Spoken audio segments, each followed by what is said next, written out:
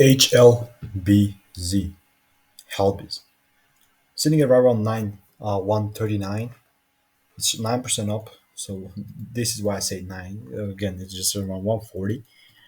My predictions were that we were going to be bearish from here to here. So we just never actually tapped into these zones. So this is where we open today. So there's there's not even a chance for us to do anything there. So let's delete this. As I said, on the higher time frame, we're in this, I believe, the 4 hour. It's not four, but two.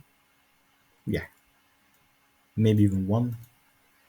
Like the two is a valid range. Is a valid range right here that we have. So we are definitely maybe opening somewhere around here to just mitigate this supply, and then maybe still delivering lower.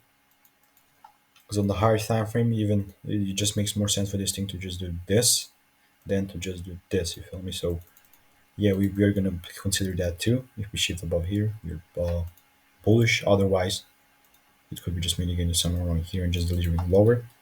We're gonna see what's gonna be the case. Let me know what are your thoughts. Have a wonderful day. Goodbye and stay tuned.